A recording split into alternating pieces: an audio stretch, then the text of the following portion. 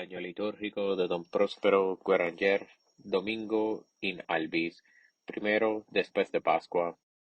Debido a las primeras palabras del introito, a este domingo también se le llama de Quasimodo genitis infantes, como niños recién nacidos. Cada domingo es una Pascua. Vimos ayer a los neófitos clausurar su octava de la resurrección. Antes que nosotros habían participado del admirable misterio del Dios resucitado, y antes que nosotros debían acabar su solemnidad. Este día es, pues, el octavo para nosotros, que celebramos la Pascua el domingo y no la anticipamos a la tarde del sábado. Nos recuerda las alegrías y grandezas del único y solemne domingo que reunió a toda la cristianidad en un mismo sentimiento de triunfo. Es el día de la luz que obscurece el antiguo sábado. En adelante el primer día de la semana es el día sagrado. Le señaló dos veces con el sello de su poder el Hijo de Dios. La Pascua está, pues, para siempre fijada en domingo. Y como dejamos dicho en la mística del tiempo pascual, todo domingo en adelante será una Pascua. Nuestro divino resucitado ha querido que su iglesia comprendiese así el misterio, pues teniendo la intención de mostrarse por segunda vez a sus discípulos reunidos, esperó para hacerlo la vuelta del domingo. Durante todos los días precedentes dejó a Tomás presa de sus dudas. No quiso hasta hoy venir en su socorro, manifestándose a este apóstol en presencia de los otros, y obligándole a renunciar a su incredulidad ante la evidencia más palpable. Hoy pues el domingo recibe de parte de Cristo su último título de gloria, esperando que el Espíritu Santo descienda del cielo para venir a iluminarle con sus luces y hacer de este día, ya tan favorecido, la era de la fundación de la Iglesia cristiana. La aparición a Santo Tomás, la aparición del Salvador al pequeño grupo de los 11 y la victoria que logró sobre la infidelidad de un discípulo es hoy el objeto especial del culto de la Santa Iglesia. Esta aparición, que se une a la precedente, es la séptima. Por ella Jesús entra en posesión completa de la fe de sus discípulos. Su dignidad, su prudencia, su caridad en esta escena son verdaderamente de un Dios. Aquí también nuestros pensamientos humanos quedan confundidos a la vista de esta tregua que Jesús otorga al incrédulo, a quien parecía debía haberle curado sin tardanza de su infeliz ceguera o castigarle por su insolencia temeraria.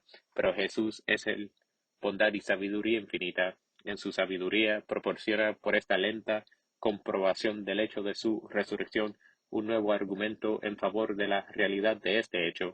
En su bondad procura al corazón del discípulo incrédulo la ocasión de retractarse por sí mismo de su deuda con una protesta sublime de dolor, de humildad y de amor. Nos describiremos aquí esta escena tan admirablemente relatada en el trozo del Evangelio, que la Santa Iglesia va enseguida a presentarnos. Limitaremos nuestra instrucción de este día a hacer comprender al lector la lección que Jesús da hoy a todos en la persona de Santo Tomás, en la gran enseñanza del domingo del octavo de Pascua. Importa no olvidarla porque nos releve más que ninguna otra el verdadero sentido del cristianismo. Nos ilustra sobre la causa de nuestras impotencias, sobre el remedio de nuestras debilidades. La lección del Señor. Jesús dice a Tomás: has creído porque has visto. Dichosos los que no vieron pero creyeron. Palabras llenas de divina autoridad. Consejo saludable dado no solamente a Tomás, sino a todos los hombres que quieren entrar en relaciones con Dios y salvar sus almas. ¿Qué quería pues Jesús de su discípulo?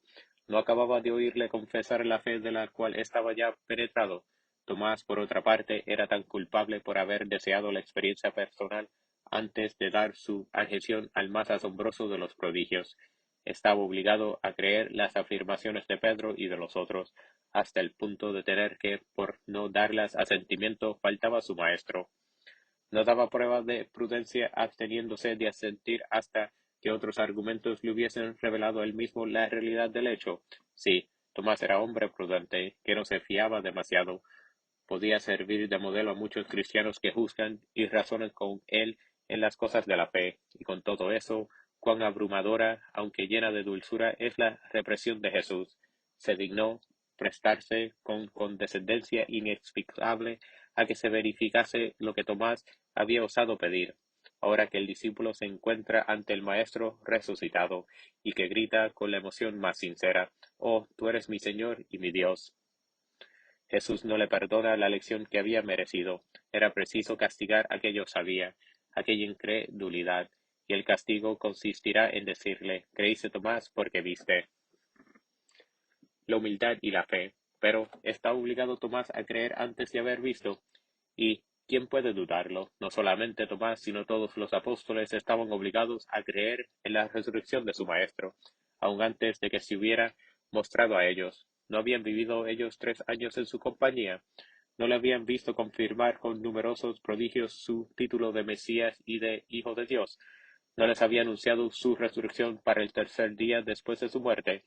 Y en cuanto a las humillaciones y a los dolores de su pasión, ¿no les había dicho poco tiempo antes en el camino de Jerusalén que iba a ser prendido por los judíos, que le entregarían a los gentiles, que sería flagelado, cubierto de salivas y matado? Los corazones rectos y dispuestos a la fe no hubieran tenido ninguna duda en rendirse. Desde el primer rumor de la desaparición del cuerpo, Juan, nada más entrar en el sepulcro y ver los lienzos, lo comprendió todo y comenzó a creer. Pero el hombre pocas veces es sincero, se detiene en el camino como si quiere obligar a Dios a dar nuevos pasos hacia adelante. Jesús se dignó darlos, se mostró a la Magdalena y a sus compañeras, que no eran incrédulas, sino distraídas por la exaltación de un amor demasiado natural, según el modo de pensar de los apóstoles. Su testimonio no era más que el lenguaje de mujeres con imaginación calenturienta. Fue preciso que Jesús viniese en persona a mostrarse a estos hombres rebeldes, a quienes sus orgullos hacía perder la memoria de todo un pasado que hubiese bastado por sí solo para iluminarles el presente. Decimos su orgullo, pues la fe no tiene otro obstáculo que ese vicio. Si el hombre fuese humilde, se elevaría hasta la fe que transporta las montañas.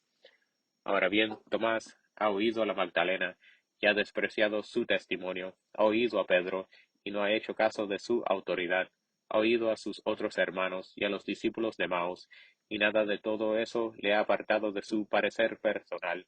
La palabra de otro, grave y desinteresada, produce la certeza en un espíritu sensato, mas no tiene esta eficacia ante muchos, desde que tiene por objeto atestiguar lo sobrenatural.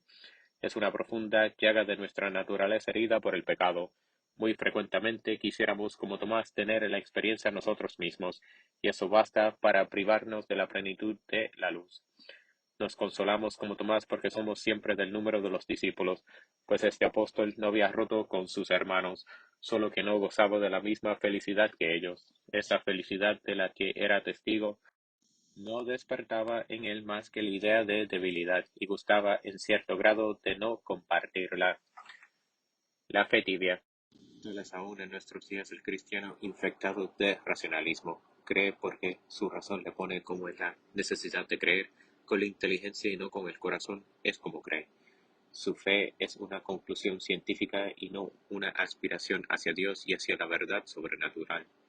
Por eso esta fe, cuán fría e impotente es, cuán limitada e inquieta, como teme avanzar creyendo demasiado, al verla contentarse tan fácilmente con verdades disminuidas, pesadas en la balanza de la razón, en vez de navegar a velas desplegadas como la fe de los santos. Se diría que se avergüenza de sí misma, habla bajo, teme comprometerse cuando se muestra, lo hace cubierta de ideas humanas que la sirven de etiqueta, no se expondrá a una afrenta por los milagros que juzga inútiles, y que jamás habría aconsejado a Dios que obrase. En el pasado como en el presente, lo maravilloso la espanta. No ha tenido que hacer ya bastante esfuerzo para admitir a aquel cuya aceptación la es estrictamente necesaria. La vida de los santos, sus virtudes heroicas, sus sacrificios sublimes, todo eso le inquieta. La acción del cristianismo en la sociedad, en la legislación, le parece herir los derechos de los que no creen. Piensa que deben respetarse la libertad del error y la libertad del mal, y aún no se da cuenta de que la marcha del mundo está entorpecida desde que Jesucristo no es rey sobre la tierra. Vida de fe. Para aquellos cuya fe es tan débil y tan cercana al racionalismo, Jesús añade a las palabras severas que dirigió a Tomás esta sentencia, que no sólo se dirigía a él, sino a todos los hombres de todos los siglos. Dichosos los que no vieron y creyeron. Tomás pecó por no haber tenido la disposición de creer. Nosotros nos exponemos a pecar como él sino alimentamos en nuestra fe esa expansión que le impulsa a mezclarse en todo y hacer el progreso que Dios recompensa con rayos de luz y de alegría en el corazón. Una vez entrados en la Iglesia, nuestro deber es considerar en adelante todas las cosas a las luces de lo sobrenatural, y no temamos que esta situación, regulada por las enseñanzas de la autoridad sagrada, nos lleve demasiado lejos. El justo vive de la fe, es su alimento continuo. La vida natural se transforma en él para siempre, si permanece fiel a su bautismo. ¿Acaso creemos que la Iglesia tomó tantos cuidados en la instrucción de sus neófitos, que les inició con tantos ritos que no respiran sin ideas y sentimientos de la vida sobrenatural, para dejarlos sin ningún pesar al día siguiente a la acción de ese peligroso sistema que coloca la fe en un rincón de la inteligencia, del corazón y de la conducta a fin de dejar obras más libremente al hombre natural? No, no es así. Reconozcamos pues nuestro error con Tomás. Confesemos con él que hasta ahora no hemos creído aún con fe bastante perfecta. Como él digamos a Jesús, tú eres mi Señor y mi Dios. Y he pensado y obrado frecuentemente como si no fuesen todo mi Señor y mi Dios. En adelante creeré sin haber visto, pues quiso ser del número de los que tú has llamado dichosos. Este domingo, llamado ordinariamente Domingo de Quasimodo, lleva en la liturgia el nombre de Domingo in albis, y más explícitamente in albis depositis, porque en este día los neófitos se presentaban en la iglesia con los hábitos ordinarios. En la Edad Media se le llamaba Pascua acabada, para expresar sin duda que en este día terminaba la octava de Pascua. La solemnidad de este domingo es tan grande en la iglesia que no solamente es de rito doble mayor, sino que no cede nunca su puesto a ninguna fiesta, de cualquier grado elevado que sea. En Roma la estación es en la Basílica de San Pancracio, en la Vía Aurelia. Los antiguos no nos dicen nada sobre los motivos que han hecho designar esta iglesia para la reunión de los fieles en este día. Puede ser que la edad del joven mártir de 14 años, al cual está dedicada, haya sido causa de escogerla con preferencia por una especie de relación con la juventud de los neófitos que son aún hoy el objeto de la preocupación maternal de la Iglesia. Misa. El introito recuerda las cariñosas palabras que San Pedro dirigía en la epístola de ayer a los nuevos bautizados. Son tiernos niños llenos de sencillez y anhelan de los pechos de la Santa Iglesia la leche espiritual de la fe que los hará fuertes y sinceros. Introito. Como niños recién nacidos, aleluya, ansían la leche espiritual, sin engaño. Aleluya, aleluya, aleluya. Salmo. Aclamar a Dios, nuestro ayudador. Cantar al Dios de Jacob. Gloria al Padre. En este último día de una octava tan grande la Iglesia da en la colecta su adiós a las solemnidades que acaban de desarrollarse y pide a Dios que su divino objeto quede impreso en la vida y en la conducta de sus hijos. Colecta. Suplicarnos, Dios omnipotente, hagas que los que hemos celebrado las fiestas pascuales las conservemos con tu gracia en nuestra vida y costumbres por Jesucristo nuestro Señor. Amén. Epístola. Lección de la epístola del apóstol San Juan. Carísimos, todo lo que ha nacido de Dios vence al mundo, y esta es la victoria que vence al mundo, nuestra fe. ¿Quién es el que vence al mundo? Sino el que cree que Jesucristo es el Hijo de Dios. Este Jesucristo es el que vino por el agua y la sangre, no solo por el agua, sino por el agua y por la sangre. Y el Espíritu es el que atestigua que Cristo es la verdad, porque tres son los que dan testimonio de ello en el cielo, el Padre, el Verbo y el Espíritu Santo. Y estos tres son una sola cosa, y tres son los que dan testimonio de ello en la tierra, el Espíritu y el agua y la sangre. Y esos tres son una sola cosa. Si aceptamos el testimonio de los hombres, el testimonio de Dios es mayor. Ahora bien, ese testimonio de Dios que es mayor es el que dio de su Hijo. El que cree en el Hijo de Dios tiene en sí mismo el testimonio de Dios. Mérito de la fe. El apóstol San Juan celebra en este pasaje el mérito y las ventajas de la fe. Nos la muestra como una victoria que pone a nuestros pies al mundo que nos rodea y el mundo que está dentro de nosotros. La razón que ha movido a la Iglesia a elegir para hoy este texto de San Juan se echa de ver fácilmente cuando se ve al mismo Cristo recomendar la fe en el Evangelio de este domingo. Creer en Jesucristo, nos dice el apóstol, es vencer al mundo. No tiene verdadera fe aquel que somete su fe al yugo del mundo. Creamos con corazón sincero. de sentirnos hijos en presencia de la verdad divina, siempre dispuestos a dar pronta acogida al testimonio de Dios. Este divino testimonio resonará en nosotros, en la medida que nos encuentre deseosos de escucharlo siempre en adelante. Juan, a la vista de los lienzos que habían envuelto el cuerpo de su maestro, pensó y creyó. Tomás tenía más que Juan el testimonio de los apóstoles que habían visto a Jesús resucitado, y no creyó. No había sometido al mundo a su razón, porque no tenía fe.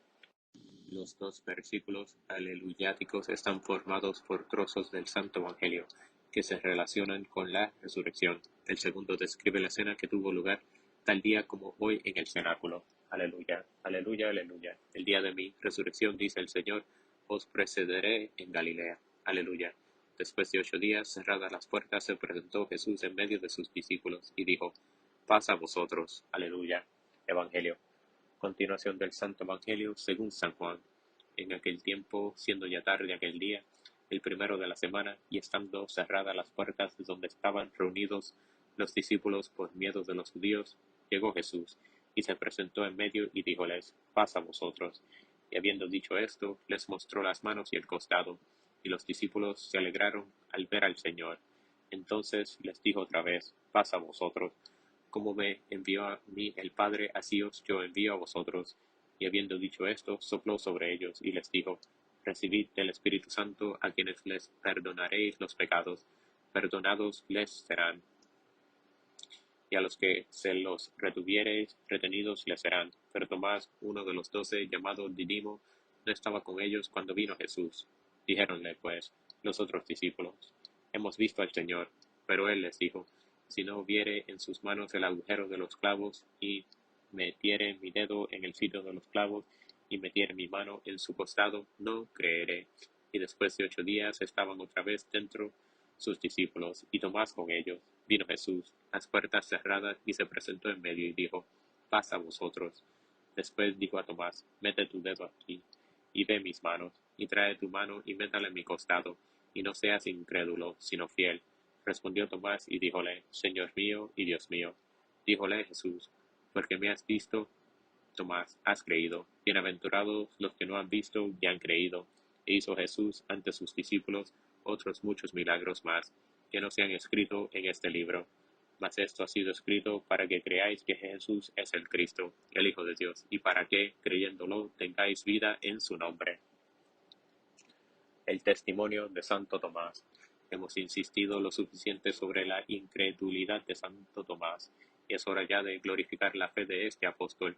Su infidelidad nos ha ayudado a sondear nuestra poca fe. Su retorno iluminemos sobre lo que tenemos que hacer para llegar a ser verdaderos creyentes. Tomás ha obligado al Salvador, que cuenta con él para hacerle una de las columnas de su iglesia, a bajarse a él hasta la familiaridad, pero apenas está en presencia de su Maestro, cuando de repente se siente subyugado, siente la necesidad de retractar con un acto solemne de fe la imprudencia que ha cometido creyéndose sabio y prudente, y lanza un grito que es la protesta de fe más ardiente que un hombre puede pronunciar: Señor mío y Dios mío. Considerad que no dice solo que Jesús es su Señor, su Maestro, que es el mismo Jesús de quien ha sido discípulo. En eso no constituiría aún la fe. No hay fe ya cuando se palpa el objeto. Tomás habría creído en la resurrección si hubiese creído en el testimonio de sus hermanos. Ahora no cree, sencillamente ve, tiene la experiencia. ¿Cuál es, pues, el testimonio de su fe? La afirmación categórica de que su Maestro es Dios. Solo ve la humanidad de Jesús, pero proclama la divinidad del Maestro. De un salto, su alma leal y arrepentida se ha lanzado hasta el conocimiento de las grandezas de Jesús. Eres mi Dios, le dice. Plegaria.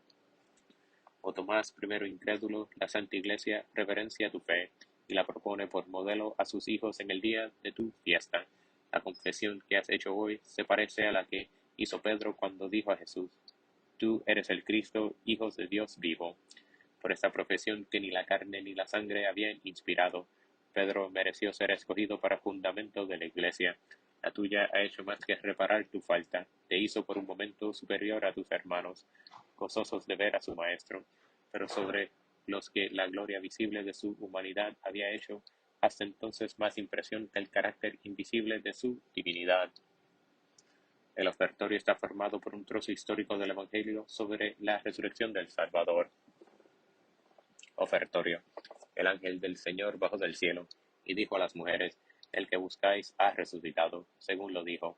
Aleluya. En la secreta la Santa Iglesia expresa el júbilo que la produce el misterio de la Pascua y pide que esta alegría se transforme en la de la Pascua eterna. Secreta. Suplicarnos, Señor, aceptes los dones de la Iglesia, que se alegra y, ya que las ha dado motivo para tanto gozo, concédela el fruto de la perpetua alegría. Por Jesucristo nuestro Señor. Amén.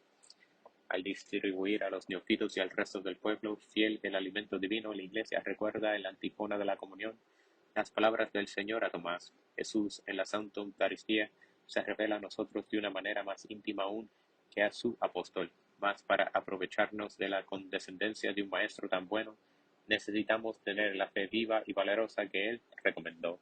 Comunión. Mete tu mano y reconoce el lugar de los clavos. Aleluya.